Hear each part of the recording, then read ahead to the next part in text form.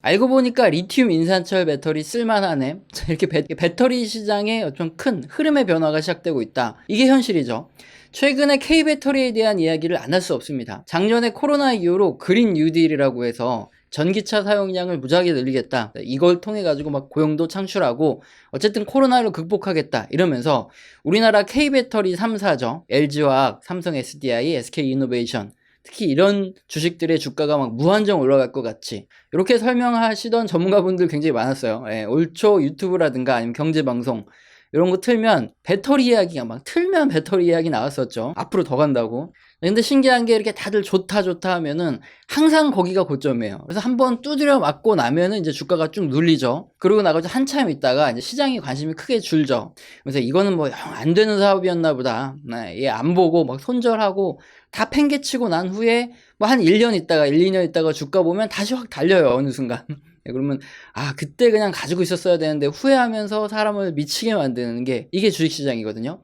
오늘은 주가 전망이나 예측 뭐 이런 거랑 가깝지만 어쨌든 심리 현상도 포함해서 우리나라 K배터리에 대한 이야기를 한번 해보도록 하겠습니다. 지난 7월 14일 머니투데이 뉴스 기사예요. 6월에 중국의 전기차 판매 순이거든요. 당시에는 홍강 미니 EV가 판매량 1위였어요. 그때부터. 그래서 테슬라 모델 3가 2위, 테슬라 모델 Y가 3위, 그 다음에 이제 BYD, 리샹 뭐 이런 친구들이 무섭게 따라오고 있었죠. 그때 무슨 일이 있었냐. 아니 대체 홍강미니가 뭐길래 이렇게 하면서 떠들썩하게 우리 금융가에서 이런 게 굉장히 크게 이슈가 된 적이 있었는데 요게 이런 사태로 터질지는 예측을 못했겠죠. 순서대로 쭉 한번 설명을 드릴게요. 홍강미니가 뭐냐. 지금 그림 보여주시지만 4인승이긴 한데 사실상 2인이 간신히 탈만한 어쨌든 4인승 경차 전기차예요. 요게 기본형이 530만원 밖에 안 하고 최고급형도 720만원 정도. 굉장히 저렴하죠. 우리나라 아무리 싼 자동차도 한 1000만원, 1500만원 하는데 물론 싸면 비지떡이죠. 최고 시속이 100km밖에 안 되고 아무리 밟아도 그다음에 한번 완충하면은 120km 정도 갈 수 있습니다. 뭐 이렇게 짧은 건 아닌데 그렇다고 긴 것도 아니에요. 이런 스펙을 자랑을 하시는데 기본적으로 가격 자체가 너무나 큰 메리트죠. 그렇지만 이제 홍광 미니가 처음 나왔을 때 어떤 분위기였냐. 중국도 우리나라처럼 체면을 굉장히 중요시하는 국가죠. 그래서 한마디로 쪽팔려서 못하겠다 싶어서 분명히 이거 나와봐야 누가 사겠냐 이렇게 예상을 했는데 엄청나게 잘 팔렸어요. 이유는 뭐냐면 첫 번째로 젊은 여성들에게 굉장히 크게 인기를 끌고 있다는 거예요. 그러니까 실용성에다가 가격, 이거 두 가지 합쳐서 가성비라고 하죠. 이 가성비의 끝판왕을 따라갈 수가 없다는 거고, 일단 여성분들이 가까운 마트에 가거나 아니면 친구 만나거나 아니면 아이를 뭐 데리고 가거나 뭐 이런 일들이 은근히 많아요. 뭐 출퇴근도 하셔야 되고. 근데 특히나 대중교통이 크게 발달하지 않은 곳 있죠. 뭐 지하철이 없다거나 마을버스가 잘 안 다니는 이런 뭐 삼선도시라든가 뭐 지방 그런 데서는 특히나 더 효용 가치가 높죠. 그럼에도 불구하고 이제 자동차 자체가 비싸니까 구매를 하나도 하기 망설여지거나 아니면 구매를 좀 망설이고 그냥 버스 타도 다니고 했는데 한 600만원 정도면은 그냥 가장 무난한 모델이 되겠죠. 중간 정도. 그냥 막 쓰는 거예요. 편하게 그냥. 그러다 보니까 홍광 미니 EV는 이게 3급 이하 중국의 지방소도시에서 거의 한 63% 이상 팔려 있다고 하고 거의 대부분은 또 주로 여성분들이 많이 타고 있다. 또 중국은 또 양극화가 심하니까 가처분 소득이 적은 특히나 이제 젊은 층들은 그래 뭐 체면 이런 게 중요하냐 하면서 그냥 막 사고 타고 다닌다고 하는 거죠. 물론 가볍게 사용한 차 한 대 더 사가지고 가까운 데 타고 다니겠다 뭐 이러면서 쓰는 경우도 많으니까 대도시에서도 지금 꽤 잘 팔리는 추세로 가고 있다 합니다. 중국도 마찬가지지만 우리나라도 그렇고 어디나 다 그렇죠. 옆집이 사면 배 아파가지고 그냥 나도 한 대 사야 될 것 같고 세상이 다 그런 거죠. 그래서 지금 불티나게 아직도 잘 팔리고 있다고 합니다. 자, 그럼 이 홍광 미니는 어디에서 만드는 거냐? GM, 상하이 자동차, 우린 자동차 3사의 합작사에서 만들었다고 합니다. 500만원이라는 가성비의 끝판왕이 가능한 이유는 대체 뭐냐? 전기차 원가에서 가장 큰 부분을 차지하는 게 배터리거든요. 여기서 리튬 인산철 배터리를 사용하고 있기 때문입니다. 리튬 인산철 배터리는 또 뭐길래 대체 이렇게 싸냐? 그러니까 배터리 같은 경우에는 3원계 배터리라 해서 리튬 코발트 망간 그리고 리튬 코발트 알루미늄 여기에 들어가는 이 배터리가 있어요. 우리는 한국 K 3사가 지금 연구하고 열심히 팔고 있는 건데 그 이전 단계가 바로 리튬 인산철 배터리예요. 장점으로는 가격이 굉장히 싸요. 그리고 구하기 힘든 코발트가 안 들어가죠. 요거 때문에 원가가 굉장히 높아지는 건데 그래서 가격이 한 20-30% 가까이 저렴합니다. 여기에 3원계 배터리죠. 그러니까 최신 기종 같은 경우에는 한번 불이 붙잖아요. 그러면 그 안에 있는 셀들이 전부 다 탈 때까지 막 열폭주 현상이 막 끝까지 계속 타들어갑니다. 그래서 불 나면은 물에다가 확 담궈놔가지고 엄청난 물이 쓰여요. 이런 것들이 리튬 인산철 배터리에는 없습니다. 그래서 전소 현상까지도 안 가고 그러니까 진화하기 좀 쉬운 거죠. 그래서 상대적으로 안정성이 지금 최신 모델들, 그러니까 3원계 배터리에 비해서 어마어마하게 높다, 이렇게 평가할 수 있는 거죠. 그럼 우리나라 3사죠. LG화학, 삼성, SDI, SK이노베이션은 왜 인산철 배터리를 안 만들고 3원계 배터리로 넘어갔냐? 모든 첨단 기술은 기술의 고도화가 생명이죠. 시간이 흐를수록 결국에는 리튬 인산철 배터리보다는 당연히 에너지 밀도가 훨씬 더 높아가지고 한 번만 충전해도 훨씬 더 먼 거리를 갈 수 있는 3원계 배터리로 넘어갈 수밖에 없어요. 그렇기 때문에 주로 3원계 배터리를 연구했고 여기에 집중했고 생산도 거기에 맞춰서 다 꾸며놨다 이겁니다. 그래서 안정성 문제만 해결되면 장기적으로 가장 옳은 선택이 당연히 3원계 배터리예요.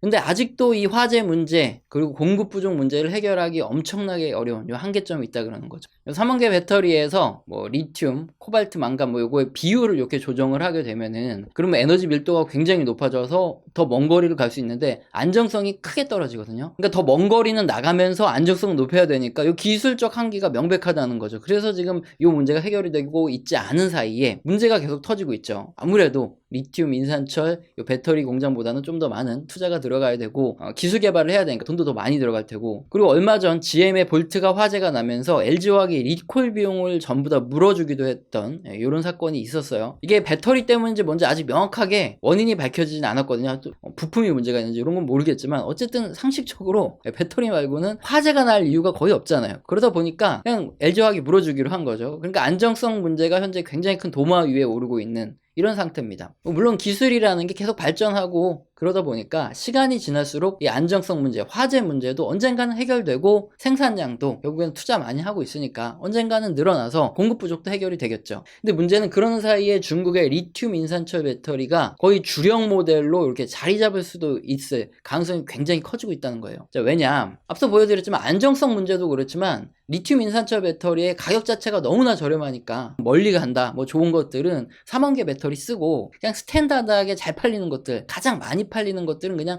리튬 인산철 배터리 쓰는 게 기업 입장에서 가장 마진을 남겨먹기 좋다는 거예요. 실제로 중국에서 팔아봤더니 저가형 모델이 굉장히 잘 팔리더라. 이걸로 통해 가지고 전 세계에서도 이런 흐름이 나올 거다. 이걸 예상해 볼 수 있는 거죠. 그러면은 앞으로 이렇게 스탠다드하게 많이 팔리는 게 잘못하면 리튬 인산철 배터리로 넘어가게 생겼는데, 그럼 우리나라는 리튬 인산철 배터리 못 만드냐? 기술력이 안 되냐? 그렇진 않죠. 뭐 충분히 연구 개발하고 충분히 생산도 할 수 있어요. 그런데 우리나라 기업 입장에서는 일단 미래를 보느냐, 지금 당장을 보느냐, 여기서 선택을 해야 되는 거예요. 결국은 안정성만 해결이 되면 미래에는 당연히 에너지 밀도가 높은 3원계 배터리로 갈 수밖에 없습니다. 그래서 3원계 배터리에서 국내 3사가 경쟁이 무지하게 치열해요.